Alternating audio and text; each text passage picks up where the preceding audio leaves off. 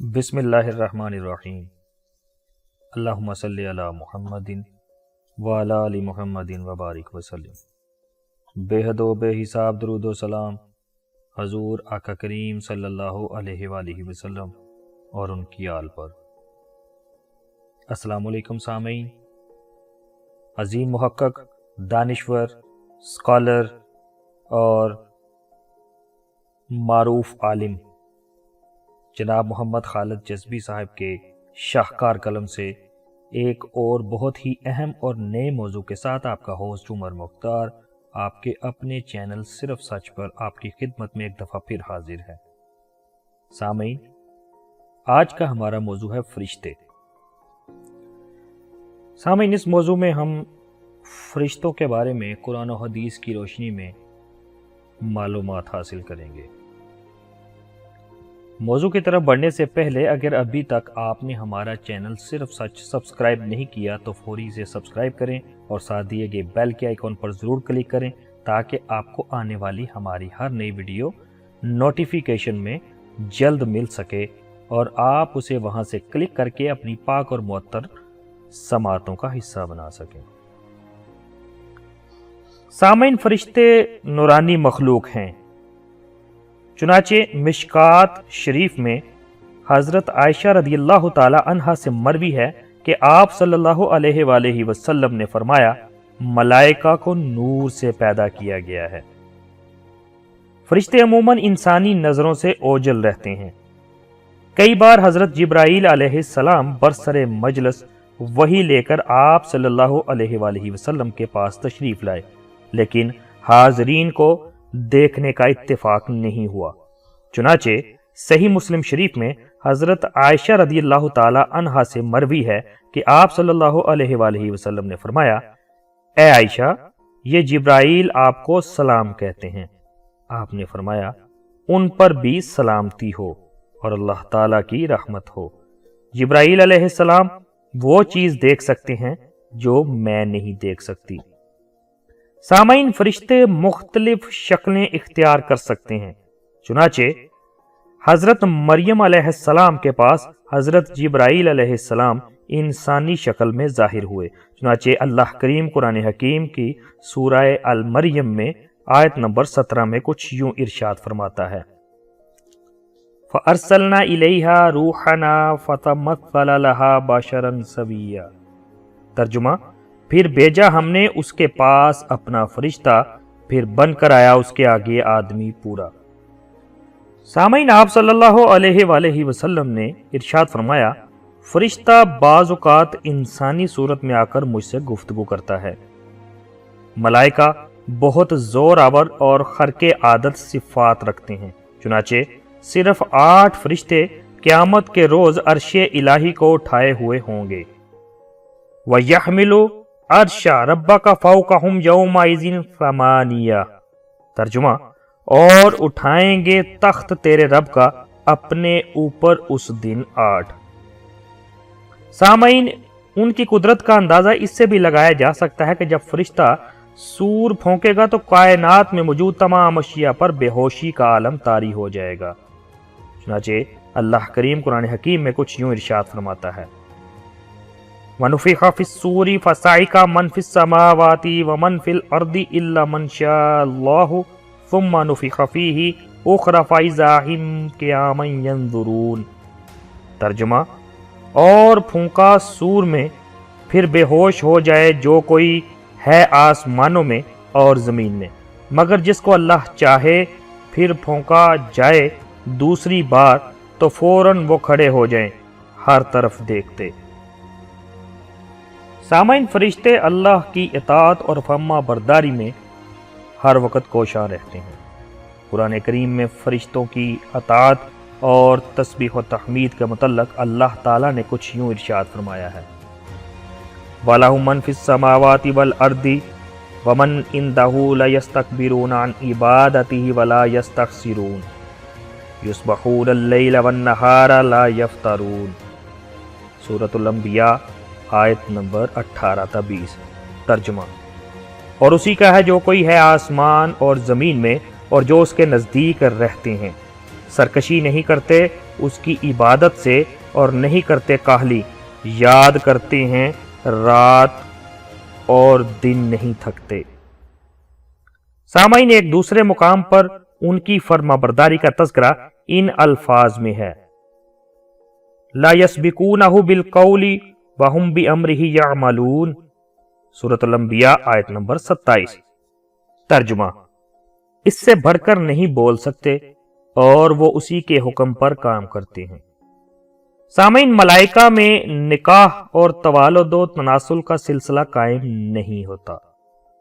کفار اور مشرکین ملائکہ کو عورتیں قرار دیتے تھے۔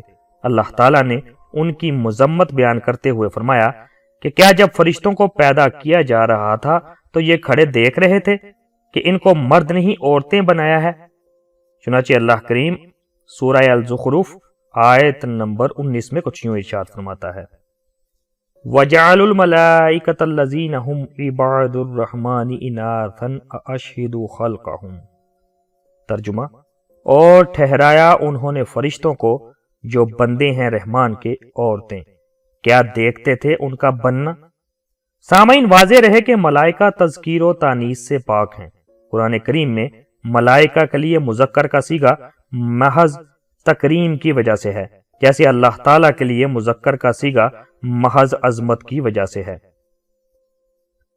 فرشتے اللہ تعالیٰ کے قاصد اور پیغمبر ہیں، یعنی بعض فرشتے انبیاء کے پاس اللہ کا پیغام لاتے ہیں اور بعض دوسرے جسمانی اور روحانی نظام کی تدبیر و تشکیل پر مامور ہیں۔ چنانچہ اللہ کریم سورہ فاطر آیت نمبر 1 میں کچھ یوں ارشاد فرماتا ہے، الحمدللہ فاطر السماوات والارض جاعل الملائکۃ رسولا۔ ترجمہ: سب خوبی اللہ کو ہے جس نے بنا نکالے یعنی بنا کھڑے کیے آسمان اور زمین، جس نے ٹھہرایا فرشتوں کو پیغام لانے والا۔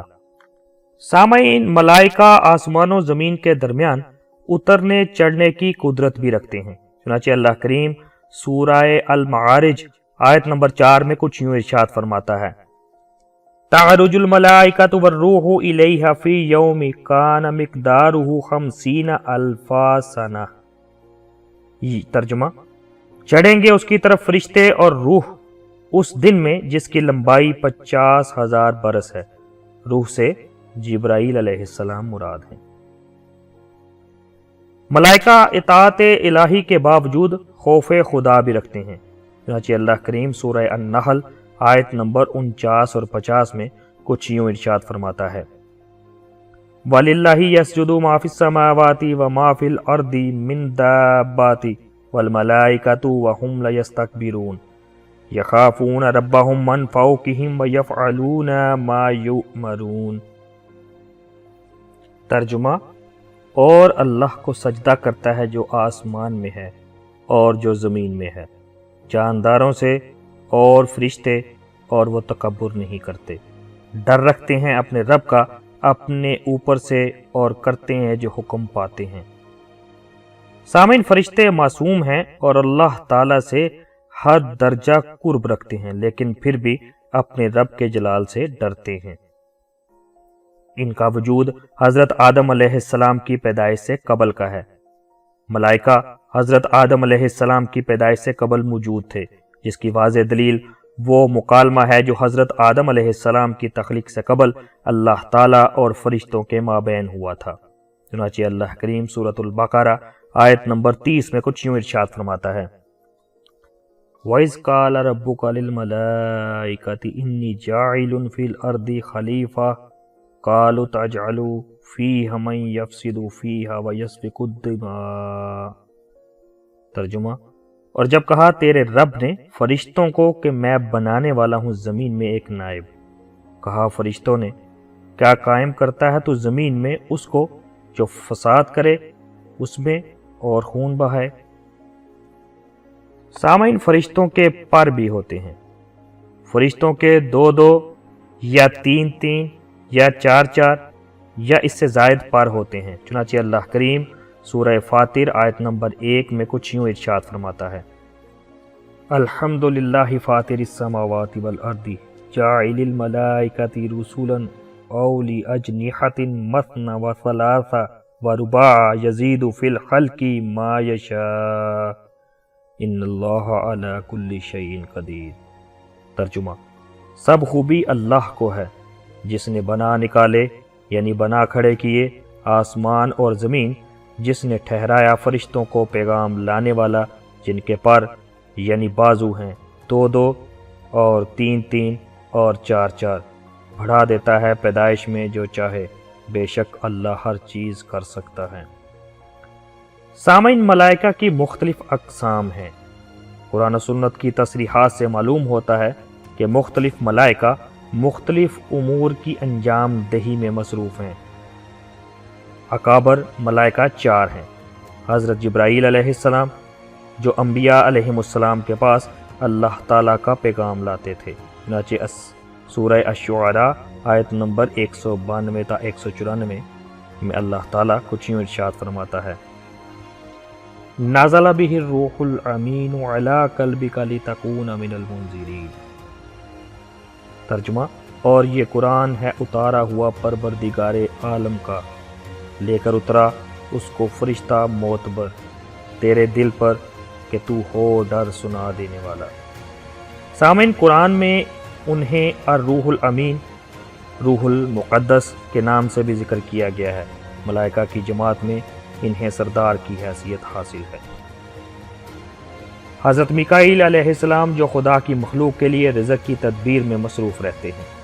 مذکورہ دونوں فرشتوں کا ذکر اس آیت میں کچھ یوں ہوا ہے۔ سورۃ البقرہ آیت نمبر 98: من کان عدوا للہ وملائکتہ ورسلہ وجبریل ومیکال فإن اللہ عدو للکافرین۔ ترجمہ، جو کوئی ہوئے دشمن اللہ کا اور اس کے فرشتوں کا اور اس کے پیغمبروں کا اور جبرائیل اور میکائیل کا، تو اللہ دشمن ہے ان کافروں کا۔ سامعین، حضرت اسرائیل علیہ السلام، جو ملک الموت ہیں یعنی موت کے فرشتے ہیں، کے نام سے معروف ہیں۔ حوالہ تفسیر روح المعانی۔ مخلوق کی ارواح قبض کرنے والے فرشتوں کی سرداری بھی انہیں ہی حاصل ہے۔ حضرت اسرافیل علیہ السلام قیامت قائم کرنے کے لیے سور پھونکنے کا فریضہ انجام دیں گے۔ سامعین، کچھ فرشتے عرش الہی اٹھائے ہوئے ہیں، چنانچہ اللہ کریم قرآن حکیم کی سورہ الغافر آیت نمبر 7 میں کچھ یوں ارشاد فرماتا ہے: الذین یحملون العرش۔ ترجمہ، جو لوگ اٹھا رہے ہیں عرش کو۔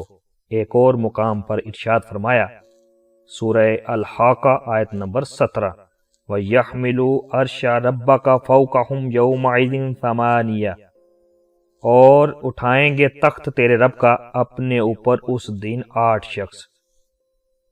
سامعین، کچھ فرشتے عرش الہی کا طواف کرنے میں مصروف ہیں، چنانچہ اللہ کریم قرآن حکیم میں کچھ یوں ارشاد فرماتا ہے: وَتَرَى الْمَلَائِكَةَ حَافِينَ مِنْ حَوْلِ الْعَرْشِ يُسَبِّحُونَ بِحَمْدِ رَبِّهِمْ۔ ترجمہ، اور تو دیکھے فرشتوں کو گر رہے ہیں عرش کے گرد، پاکی بولتے ہیں اپنے رب کی خوبیاں۔ سامعین، کچھ فرشتے ارواح قبض کرتے ہیں، چنانچہ اللہ کریم سورۃ الانعام آیت نمبر 61 میں کچھ یوں ارشاد فرماتا ہے: حَتَّى إِذَا جَاءَ أَحَدَكُمُ الْمَوْتُ تَوَفَّتْهُ رُسُلُنَا۔ ترجمہ، یہاں تک کہ جب آ پہنچے تم میں سے کسی کو موت تو قبضہ میں لے لیتے ہیں اس کو ہمارے بھیجے ہوئے فرشتے۔ کچھ ملائکہ جنت، جو اہل جنت پر سلامتی کی دعا کریں گے۔ سورہ الرعد آیت نمبر 23 اور 24 میں اللہ کریم کچھ یوں ارشاد فرماتا ہے: وَالْمَلَائِكَةُ يَدْخُلُونَ عَلَيْهِم مِّن كُلِّ بَابٍ سَلَامٌ عَلَيْكُمْ بِمَا صَبَرْتُمْ فَنِعْمَ عُقْبَى الدَّارِ۔ ترجمہ، اور فرشتے آئیں ان کے پاس ہر دروازے سے، کہیں گے سلامتی تم پر بدلے اس کے کہ تم نے صبر کیا، سو خوب ملا عاقبت کا گھر۔ سامعین، کچھ ملائکہ جہنم جو اہل دوزخ کو سزا دینے پر مقرر ہیں، چنانچہ اللہ کریم سورہ المدثر آیت نمبر 30 اور 31 میں کچھ یوں ارشاد فرماتا ہے: علیہ 19 وما جعلنا اصحاب النار الا ملائکہ۔